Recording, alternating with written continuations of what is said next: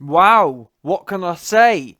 Deontay Wilder versus Tyson Fury has now been officially launched or officially announced for Saturday, the 22nd of February 2020 at the MGM in Las Vegas.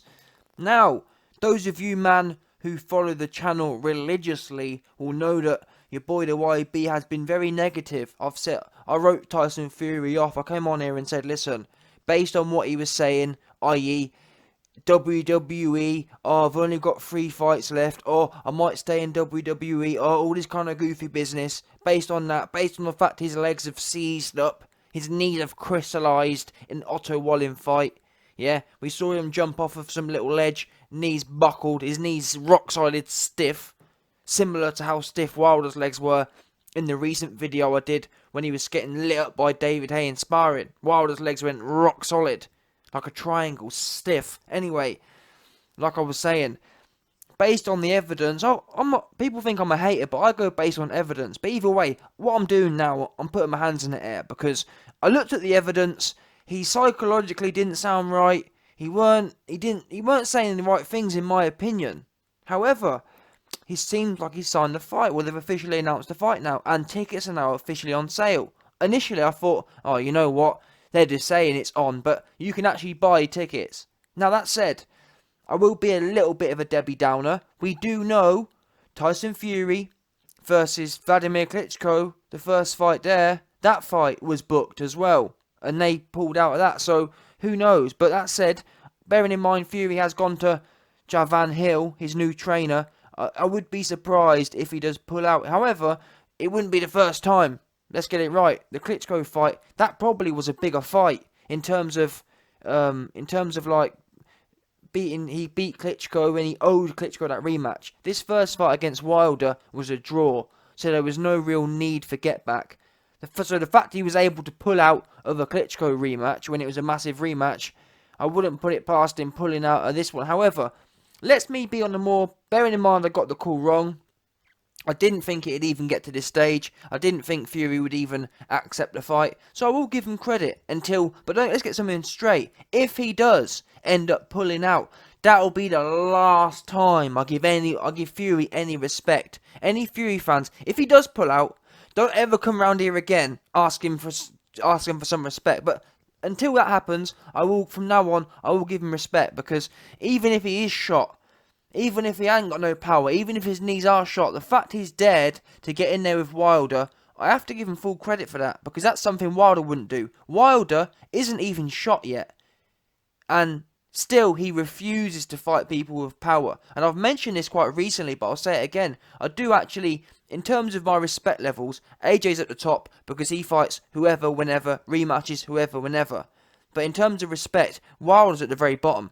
And Fury is much higher than Wilder because, like I said, Fury, to his credit, he doesn't have much to offer in terms of power. He's always going in there, not really being able to match people power for power. That said, the fact that he doesn't have much power, but he's still not scared to get in there with Wilder, I have to give him credit for that. Now, on the flip side of that, he bottled AJ. He don't want to fight AJ as of yet, but still, let's do one at a time. Yes, he's ducked AJ in the past, but credit where credit's due. Fury, physiologically speaking, is shot, and the fact that a shot man will dare get in there with someone like Wilder, even though I don't really rate his power, but the fact of the matter is, he's known as a so-called big puncher. The fact that Fury, shot or not, has dared to get in there with Wilder, full hats off to him. And maybe some of the stuff maybe he does actually believe the stuff he says, and that's what he needs to do. To be fair, Fury needs to believe himself, and I actually think Fury can win this fight, even though, as it stands today, I am backing Wilder. As it happens, on the 22nd of February, I'm backing Wilder. Not because I want him to win. I actually, if I had a gun to my head, or if I had a magic wand and could make someone win, I would actually genuinely pick Fury. Because, like I said, he's a proper man. He's not afraid to fight people with power like Wilder. And also, obviously, he's British and whatnot. All them little factors in there going nicely. And also, I'd love nothing more to see Wilder splattered. However, based on, realistically, given that Wilder's an athlete, Wilder he's proven he can knock Fury down. He's done that before in a fight where the pressure got to him. Now, it all depends for me. If Wilder goes in there again and he chokes, he bottles it, like he did the first fight, i.e., he's loading up too much, he's not letting shots fly, he's being way too anxious, then he's got a higher chance of losing. If he goes in there and he's relaxed, it's going to be very hard for Fury. However, I've said a lot of howevers, but it's all back and forth for me. The fact that Fury's gone to Javan Hill, this new trainer, where they're going to be fighting aggressively, that's really evened it up. Yeah, a month ago, when Tyson Fury was training with Ben Davidson, you man know my prediction. I think it was 90% or 95% sure Wilder would beat Fury, either by stoppage or either by stoppage or by points, i.e. he knocked him down 4 times, so it's impossible for Fury to win, kind of thing. That's how sure I was, because I thought his legs were shot and psychologically he was shot. Now, however, when my prediction a month ago was based on the fact that, yeah, Fury's shot, and not only is he shot, he's going to try and run backwards. There's nothing worse a shot fighter can do than try and run backwards, because your legs are just going to run out anyway. You're much better off, especially against Wilder, who has no inside game, you're much better off sticking it on him. He doesn't have any inside game. So like I said, a month ago when he was training with Ben Davidson, who literally almost had a fight with Freddie Roach, when Freddie Roach said, yeah, Fury, just keep doing what works. In a fight, fighting is the most dynamic sport. I was talking to my friend about this the other day. Sports like swimming or running, they're not very dynamic. You get in there and it's up and down. There's no ebb and flow.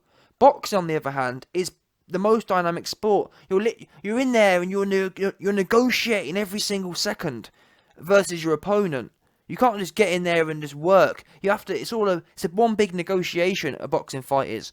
So with that in mind, I don't understand why fighters get in there sometimes and they rigidly stick to a game plan, as if the fight doesn't, or as if the fight doesn't have any influence. That makes sense. You shouldn't just go in there. Ben Davidson's flaw, or Tyson Fury under Ben Davidson, his flaw was having a one-size-fits-all. You know what? We're going to run around and run, no matter what.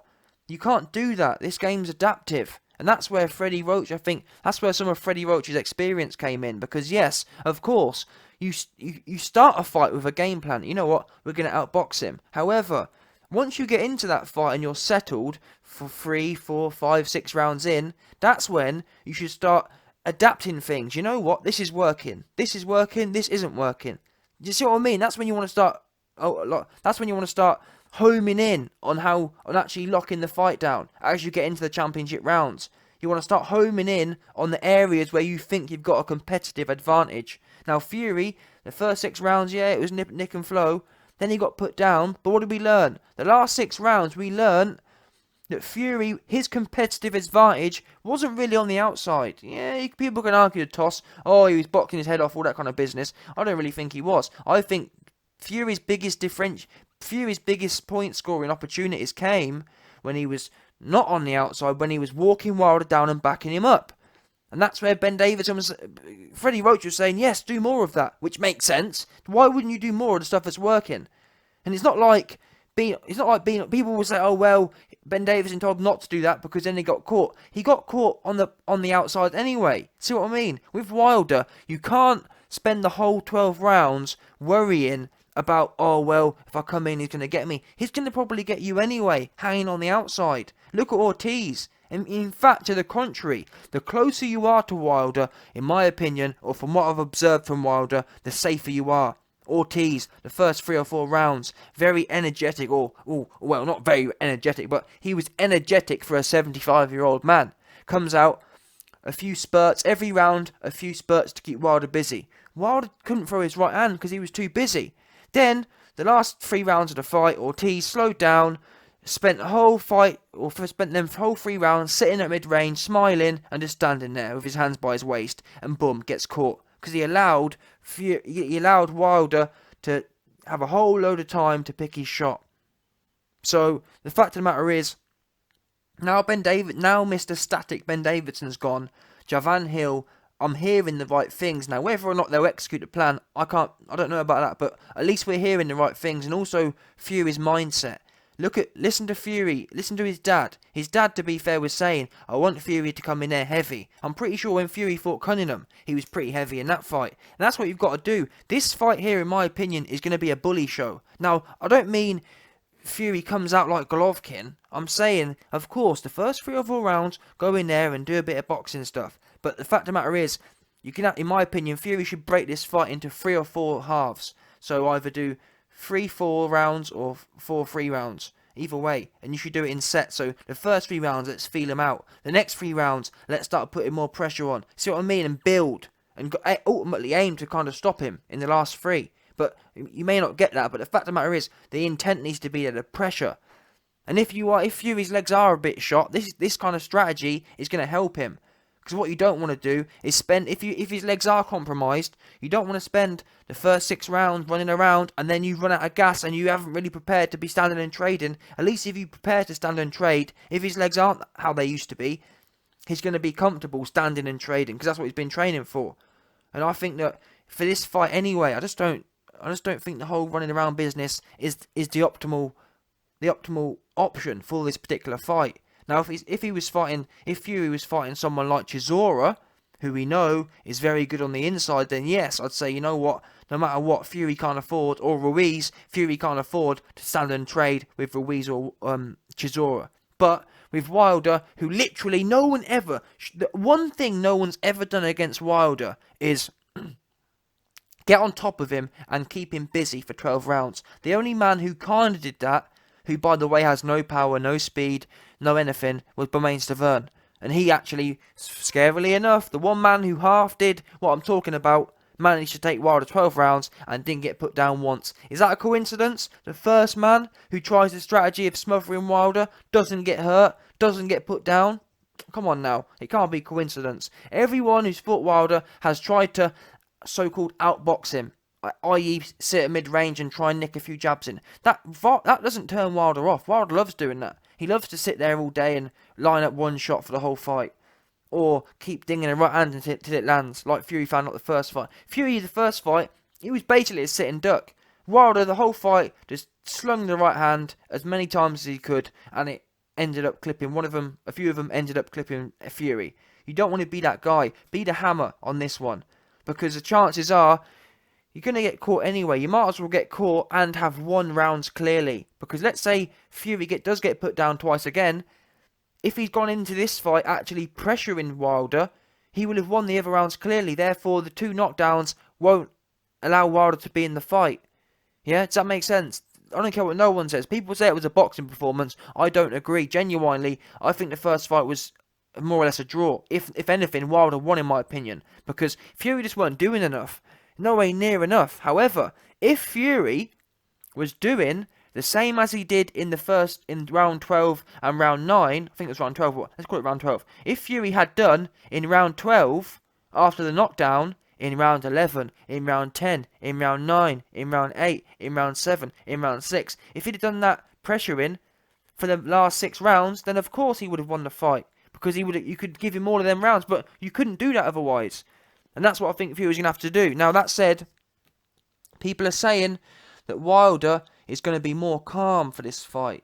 Wilder said, that was my first big fight and I'm going to be calm. Now, if Wilder is more calm, it's certainly going to be a more difficult fight for Fury. But still, what do you do when a fight is calm? You have to unravel him. How do you unnerve someone? You don't unnerve someone really by feinting and sitting at mid-range. That's not going to turn Wilder off. How you unnerve Wilder? Wilder's expecting to go in there and Fury to feint and do all that goofy stuff. He's not expecting for Fury to come in with a very tight high guard and start backing Wilder up and weighing all over him, Josh Taylor style, and just banging him to the body. Wilder cannot fight on the inside. Show me one time you've seen Wilder fight on the inside. Show me one time you've seen Wilder throw uppercuts on the inside or hooks on the inside. Just show me it. Show me it when you've seen Wilder kind of, you know what I mean, bang, bang, go bang for bang on the inside. He doesn't do it. All he can do is put his big high guard up, his big earmuffs on, and or hold. That's it. And the great thing is, Fury's a taller man, so he's going to have the holding advantage. And I suggest Fury goes in there, and this for me, the perfect example. And look, the good thing for Fury is he has the template.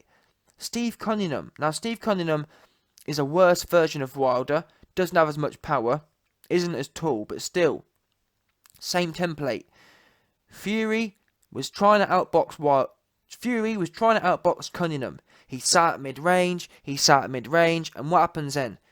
A big overhand right from Cunningham, and Fury goes down like a stiff sack of potatoes, straight on his head. His head rattles off the canvas, straight down timber. Timber! That's what happened, yeah? Very ineffective. Then what happens? Fury says, you know what? I'm going to work now. He completely changed the strategy, and that's one thing that Ben Davison never done. But Fury used to do this. Fury used to be adaptive, like I was talking about at the start of this video. Fighters need to be adaptive. Don't just go in there like Ben Davison and have one rigid strategy. No matter what happens, no matter how many times I get knocked down, let's just keep doing the same thing. That's just stupid to me. Ben Davison, after the first knockdown, should have said, you know what, Fury, let's change it up now. And like that's what Freddie Roach wanted to do. Imagine if, from round 9, Fury was sticking it on Wilder. 9, 10, 11, 12. He could have clearly won the fight. Instead, he carried on running and just waited to get lined up again in the 12th round. Keep Wilder busy.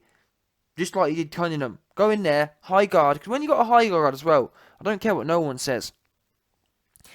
The reason Wilder couldn't knock Bermane Stiverne out was because Bermane Stiverne hasn't got a guard like Fury. He hasn't. He's got a sloppy guard, and his guard gets split, etc., etc. To be fair to Fury, those of you, man, who follow my channel, look at Hughie Fury's guard. I've used Hughie Fury's guard as an example of good guards, and Tyson Fury's is similar. He's got a very well-schooled guard. Elbows are in tight, and his hands are covered in front of his face. That's what you need to do with Wilder. He's not got... Splitting the guard is only possible when you haven't got proper defense. If you push your gloves together and squeeze them tight, no right hand is coming through them. And that's what needs to happen. You're the taller man, which means Fury will get that split-second advantage over Wilder. When you're taller, you see things coming in slow motion, almost. Or you get a split-second advantage. You get a split-second matrix option, where you can just see it coming. So Fury's going to have that. See the right hand coming, parry it, or just have a tight guard, and just get on top of Wilder, because the great thing is, when you walk someone down, and when you want to smother them and inside fightingness them, 280 pounds of inside fightingness, when you want to do that, Wilder can only ever get off one right hand. Does that make sense? As you come in, Wilder can only ever get off one right hand. As you're walking in, he can't get off four right hands, can he? You can only get off one before you're on the inside. So the point is, when you go towards Wilder, you know he's going to be looking to land a jab and a right hand. So you know what's coming. Meaning that you can get ready to parry it or brace yourself, ready for the right hand. Know where it's coming, sort of thing. Or, better still, Fury head movement, slip it.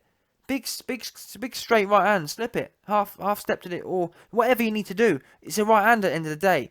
That's what you're in training for. Slip it, parry it, and how you train to block a right hand, you've just got to get used to parrying them. You've got to make your arms strong, your parry arm strong. You've got to make your guard strong. How you make your guard strong is by literally standing there and having a big heavyweight throw right hands at you all day.